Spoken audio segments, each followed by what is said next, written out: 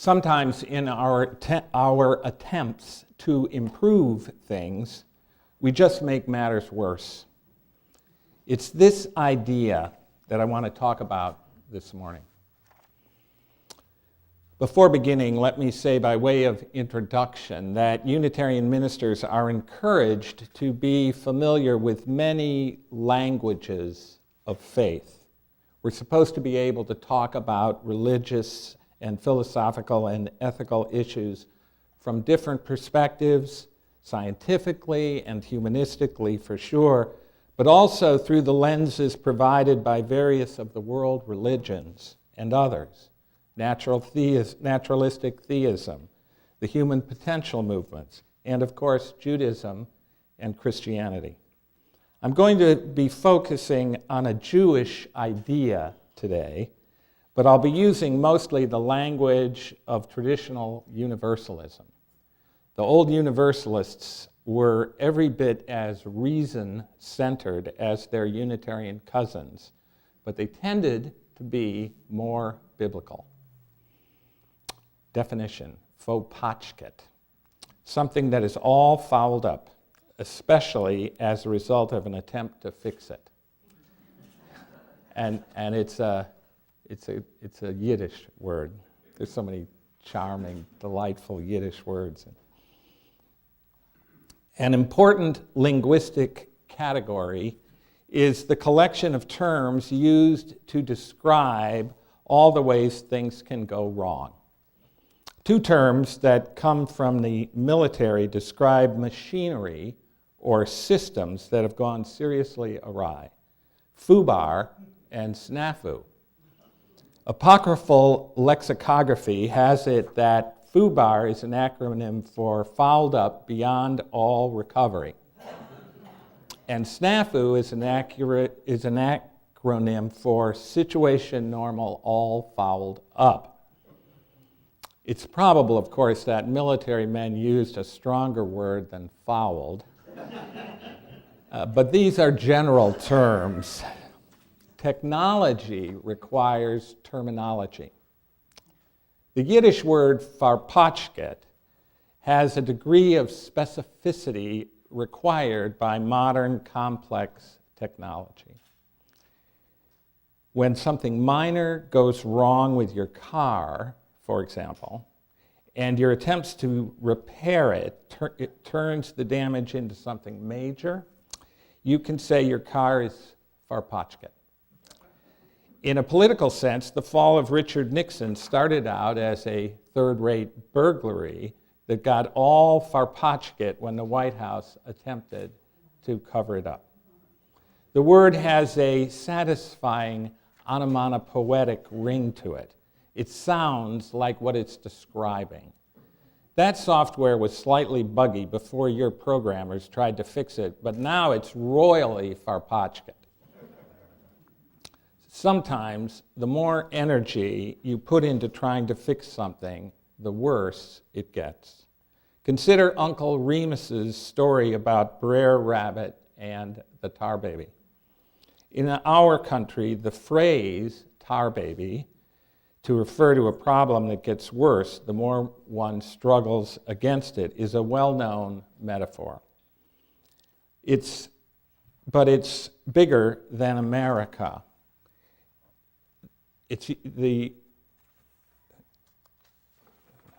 So ubiquitous is this pattern, things getting worse the more one struggles against them, that Joseph Campbell, in one of his comparative mythology books, noted over 140 variations of the tar baby story. We're all familiar with this dynamic. Farpotschket is typically a technological metaphor. However, I want to look at it this morning in psychological and ecological terms, more like the tar baby. The 4th century BCE Greek philosopher Plato has been called the father of Western philosophy. Alfred North Whitehead summed it up memorably when he wrote that 2,500 years of Western philosophy consists of a series of footnotes to Plato. Plato believed that we're born perfect, but lose our internal connection to the source. That is, we lose our awareness of that connection, that still small voice, as we grow older. Despite coming out of perfection into life, we're corrupted automatically by culture, he believed. There is, however, a way back. For Plato, the way back was philosophy, which he understood essentially as a religious endeavor, kind of a sacred art. Platonic philosophy differs from Christianity by virtue of its emphasis on knowledge. For Plato, pride is pride of intellect, thinking you got it all figured out. Sin is ignorance, and salvation is recollection, recollecting one's whole and deep internal self and connections to the rest of life.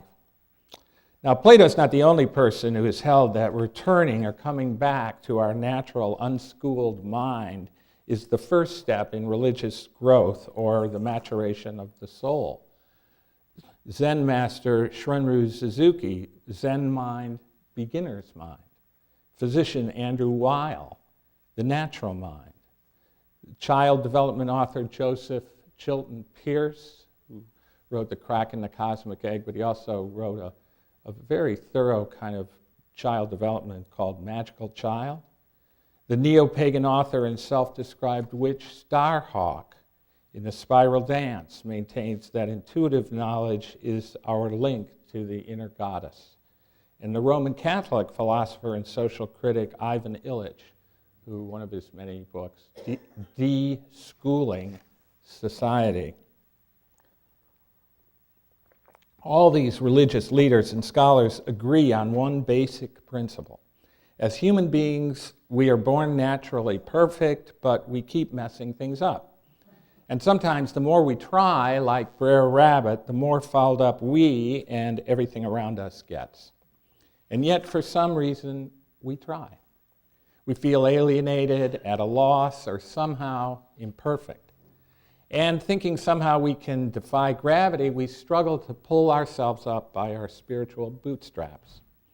This is a long-time Unitarian goal, self-improvement, what William Ellery Channing called self-culture. It runs deep in our UU movement, and it runs deep throughout Western and American history. Even today, consider the New Age religious movements, EST or Scientology, both organized to generate millions by luring would-be self-improvement adepts with promises to get it and become clear. The earliest American Unitarians were almost exclusively fourth and fifth generation Puritans, more cosmopolitan than their ancestors, though they definitely were. Their theology retained an emphasis on willful self-improvement, as evidenced by William Ellery Channing's call to grow in self-culture, in likeness to God. I've spoken about this in the past, choosing our better nature, choosing to grow spiritually, listening to our better angels to become more sensitive and aware. And while it's a good impulse, it's an impulse that can get out of balance. When the impulse to stay trim leads to anorexia, it's out of balance. Our tradition actually offers balance, it seems to me, for while the early American Unitarians all descended from the Puritans, early Universalists did not. They descended mostly from later immigrants, many of whom were former Baptists or Methodists. Moreover, unlike Plato and unlike Brer Rabbit, the Universalists accepted human nature as they found it. Quoting St. Paul, our early Universalist forebears were clear, as all fell in Adam, all are saved in Christ. The gig is up. The sacrifice has been made. We're saved exactly the way we are. Stop worrying about it so much. Quit trying so hard. There is a tendency to try to earn our way to salvation by being good rather than simply accepting ourselves as whole and loved by the Creator the way we are. One doesn't have to be a theist to get what I'm trying to say. Just dispense with the theistic language, if you prefer, and put the whole matter in intrapsychic terms, liberating oneself from an unmerciful superego, accepting oneself as okay in spite of negative programming and self-doubt to the contrary. The downfall in recent years of two mega churchmen, Colorado Springs' Ted Haggard and Atlanta's Bishop Eddie Long, are contemporary examples of a person stuck to a tar baby trying to fix what ain't broken. Like the Puritans, Ted Haggard and Eddie Long were sensitive enough to see the reality of good and evil, but they were unable to accept their human lot as both. As Alexander Solzhenitsyn said, how convenient it would be if we could just find the evil out there and put a barrier around it and send it away. But the line between good and evil cuts through the heart of every person. Anyway, Eddie Long and Ted Haggard were unable to see their human lot as including both good and evil, which meant that they had to suppress their supposedly bad longings that both of them had for physical intimacy with men. The trouble is, suppression is like a tar baby. Repeatedly push your true nature away and you get stuck. Keep at it before long and you'll be covered with tar. Whatever we suppress again and again eventually becomes repressed, walled off, and unconscious and dangerous to oneself. One tries harder and harder to push it down and to push it away by projecting it onto other people.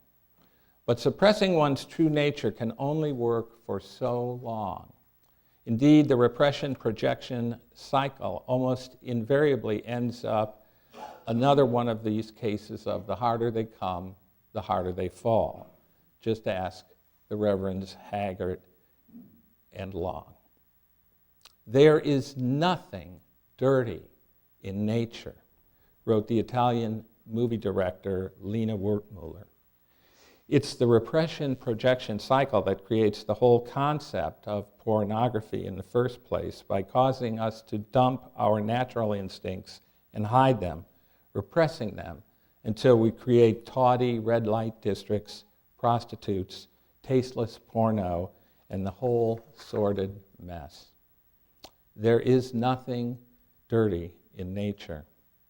I remember attending an off-Broadway production of Lansford Wilson's play, Burn This. This was in New York City back in the late 1980s at the height of the AIDS epidemic. It's a drama about four friends and a young gay dancer struggling to cope with his untimely death. At the turning point of the whole play, the critical line is uttered. Tell the truth. There's nothing you can imagine that has not been felt by everyone. I believe that. It's our repression that makes it dirty. Another memory, this one from 25, actually I think about 27 years ago, when conservative Republicans, including the late United States Senator Jesse Helms, made a traveling exhibition of Robert Mapplethorpe photographs a focus of their indignant tirades in the so-called culture war over federal funding of the National Endowment for the Arts. At the height of the controversy, a show at the Cincinnati Contemporary Arts Center was closed by local right-wing activists, its fate put in the hands of 8 unsophisticated Ohio jurors. I can say that because I'm from Ohio and I know what it's like. But here's the thing. Hyper-Puritan Jesse Helms, like many of his counterparts today, considered Mapplethorpe's work to be dirty, and he railed against it. But the jurors did not, one of whom was quoted in the newspapers saying, "I don't think the photos were Michelangelo, but they were impressive. They weren't really offensive either. Besides, Once you start dictating what's allowed in the art museum, the next thing you know, they'll be in the library, then inside my home. In other words, give Senator Helms and his ilk their way, and the next thing you know, it's all Farpotschket. This same tar baby dynamic applies equally well, it seems to me, to our ecological crisis. On a certain level, it sometimes seems as though the more we try to remedy things, the worse it all gets. Modern inoculation procedures cure diseases, all right, but can deplete the gene pool and lead to overpopulation and superbugs. Automobiles make getting around easier, but have led to excess CO2. Local officials build a breakwater that redirects the surf down the coast, ruining earlier development. The list goes on and on. My main point this morning, in nature, as in life, the problem is often one of doing too much. To find our way anew, we often have to quit trying, as in the Chinese notion of wu wei, to not push is the literal translation. Wu wei, don't push. Perhaps the closest idea in Western religious language is that of accepting grace. Technically, our efforts towards self-improvement only help so far, ending in disillusionment with the insight that no perfect virtue, no complete obedience, no fully adequate service exists. Perfect righteousness and consistent goodness is unattainable. This leads to despair that either leads to defeat or to a third realm of the Spirit, an advance into grace and a kind of release into a higher, new kind of irresponsibility. Or to put it simply, to faith. To understand that we should certainly strive to be good and to make the world better. I'm not denying that. But that we aren't responsible for the imperfections in the world or for our own. Do your best. Keep your eyes on the prize. And then let it go. But here's the thing.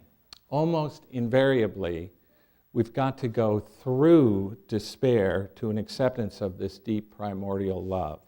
The love that is the creativity at the heart of creation and in our hearts of hearts, which can then lead to compassion for others and ourselves.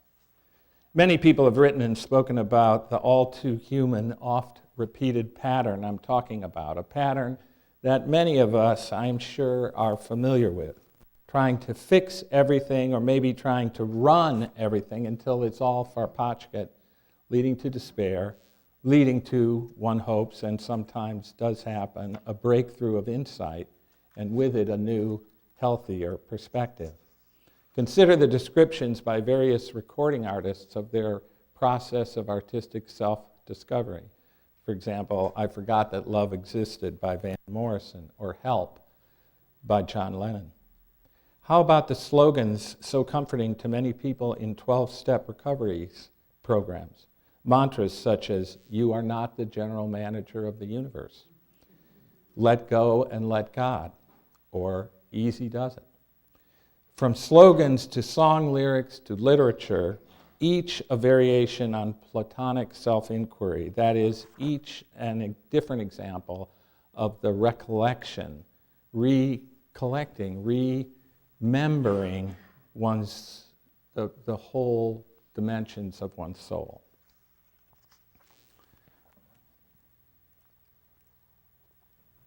I want to be clear, none of my remarks this morning are to suggest that trying to grow spiritually or trying to improve conditions around us or that rational decision-making and problem-solving have no place, but only to know when to stop and to give it and yourself a rest before things get all Farpotschket, especially in the realm of our interpersonal work. For this is the great principle of universalism. We are okay the way we are. We are saved, if you will, just the way we are, with all our foibles and troubles and frustrations. illustrations. Universalists, the old-time Universalists, celebrate that fact, as must we. I was touched a few months ago to read the tributes posted in connection with the death of my stepbrother, Arnold C. Saunders IV. Arnie, as we all called him. Actually, we all called him Young Arnie for an awful long time, as long as Arnold C. Saunders III was around. But Arnie had been exposed to rubella in utero. Despite lifelong really disabilities, his family, and mostly his two sons and my sister and brother-in-law, always kept him close and well-loved. The online homages, one after another, affirmed his sweet nature, his dependability, and his ever-present kindness. He was no superstar. For 35 years, he worked for Waterville, Maine Holiday Inn as night manager. But he was surely a hero. A poem posted on Arnie's obituary website echoes the point I've been making about the essence of universalism, that human nature is good the way it is, and to trust it and allow it to be, to accept ourselves, our moods, our concerns, and the struggles we go through, all of which are part of life and all of which are okay. The poem by the Sufi 13th century Afghani Rumi, The Guest House. He said, this being human is a guest house. Every morning, a new arrival, a joy, a depression, a meanness, some momentary awareness comes as an unexpected visitor. Welcome and entertain them all.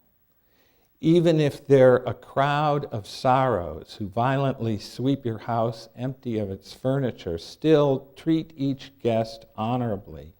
He may be clearing you out for some new delight. The dark thought, the shame, the malice, meet them at the door laughing and invite them in. Be grateful for whoever comes, because each has been sent as a guide from beyond. Grace, the love of God and the love of others reaching out to us, is at every hand if we just loosen up and accept it. Many of our attempts to make ourselves, not to mention the world, better only make it more Farpotschket. If on your way through life you can learn to pass certain tar babies by, more power to you. Like Rumi, you've allowed yourself, your soul, to become a guest house. If you can't do that, and none of us can all the time, or even most of the time, and you find yourself from time to time sticky with tar, be careful you don't make matters worse until it's all Farpotschket and you have to go back into the old briar patch for another round of despair. Followed, we hope, by new insight, followed by striving and despair, followed by insight again, the cycle of life and spiritual and emotional growth.